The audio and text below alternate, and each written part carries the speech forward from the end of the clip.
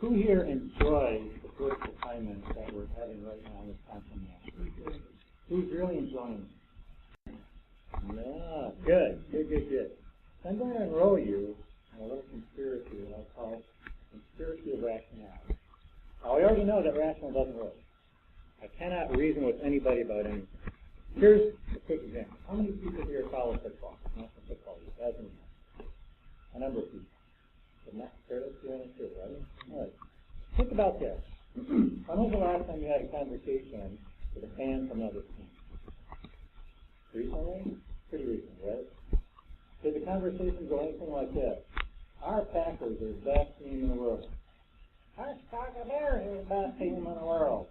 Did something like that? And both sides having this conversation are looking at the same numbers on the same team. Top guys looking at the Packer team going, yeah, we got the team. The Bear guys going, we got the team. We got the best back. Well, we got the best quarterbacks. We got the best linebackers. So both looking at the same numbers and they're coming to completely different conclusions. Conclusions that don't make any sense. Now, we all have the gift of good judgment, don't we? Everyone here? You're good, right? It's just about everything, right? Rational thinkers, everything makes sense. I didn't see Wayne raise his hand. Do you have good judgment, Wayne? He does. Therefore, I can conclude that because we're all rational people, we will all look at the same numbers and come to the same conclusion. We look at the things that are important, go, yes, those are important. This is just as important as that. This is just as important as that. And yet, we've got Packer fans here, we have Bear fans here. How can that be? Well, it's not completely rational. That is my example of how I'm not going to be able to convert you to sheer rationalization that something makes sense. So I want to plant a seed in your mind about how to think about a particular thing. Now, the interesting thing about Bears and Packers is that you can love the Bears, and it won't affect the economic outcome. It will not affect the quality of life unless you're at a tax party. If you really love the Packers, that's not going to give you greater revenue unless you're actually selling goods up and down both fields. It's not that important. It is important from an emotional perspective. So go to Packer folks. Some people go to Bear folks.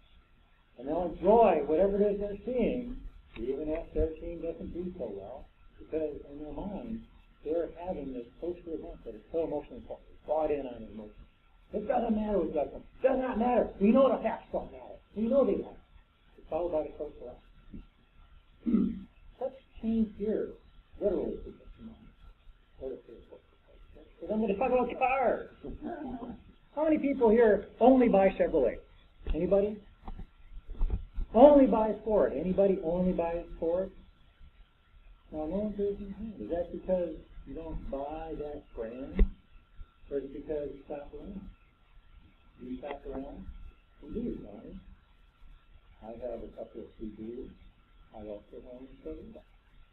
That's because I got out the numbers. I said, okay, you got mileage, you got reliability, you have manufacturer reputation, you got that ugly format thing. But you know, I did all the math. I looked at the Subarus, I looked at Toyotas, I went to the Ford dealership, I went to the Chevrolet dealership.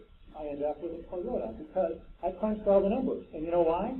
Because things like mileage are very important to me. Things like economy. I was going to be driving all over Wisconsin when I bought that car, and I did. I wanted to be reliable. I wanted to have cheap gas. I wanted to have a nice sound system, but not too tasty. I didn't want people busting off the spoilers, and so I didn't want racing tracks and all that. But I had all these reasons for fixing that car. It made a lot of sense. It's going to affect me. It'll affect my safety. It'll affect my economic outcome. It'll affect the quality of my life. Those things are much more important than comfort. And yet, after I bought that Toyota, I did not go home and have a big celebration and have people, hey, I got a Toyota! Because there wasn't any emotional about it. For me, it was just a cut and dry decision.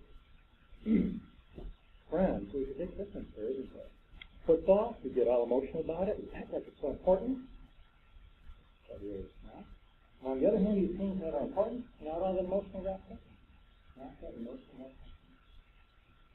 This is where the Kool-Aid comes from. In America, I don't know if this is well known outside of business circles, you have this notion of drinking Kool-Aid. That is when you are flogging on a brand so much that you don't care what they say. I think it comes from the Jimmy Jones spectacle a long time ago, where some number of people just followed Jimmy Jones without asking any questions and said, okay, if you want to take us to paradise, we'll drink this Kool-Aid. And they did, and they went off to paradise. They drank the Kool-Aid. So that is a metaphor. That is a rhetorical device for drinking the Kool-Aid. Makes you buy in on something when you should be asking questions. My perspective is this, and this is where I want to plant that seed in your head. If you are thinking about who you're voting for, when you cast your vote as a U.S. citizen, whether it's in Wisconsin or at the federal level, are you doing it because you're a Packer fan? Or are you doing it because you raised the numbers? Isn't it important? Shouldn't we be looking at the numbers and look at the facts? It is. And the other interesting thing is we all think we're looking at facts. I can line up my best conservative guy here, and I can line up my best liberal person here, and I keep in the same family like this. They will look at all the same facts and come to a completely different conclusion. That's because they are a little too close to the Kool-Aid. And I don't mean for that to sound like criticism. What I want you to do, though, is think about putting away the Kool-Aid. Think about who you want to vote for. Think about what's important and how you make your decisions. It's just that easy. When we do that, you'll find people willing to have conversations. They will not get angry about, oh, you think Romney didn't pay taxes. Oh, you think Obama's a liar. There won't be that emotional buy-in. People will be looking at the facts and going, well, you know, this is whatever. That's what happened. We agree. Okay. We'll have some votes. I don't know if we'll have 30 people all looking at the same numbers and all casting votes the same way.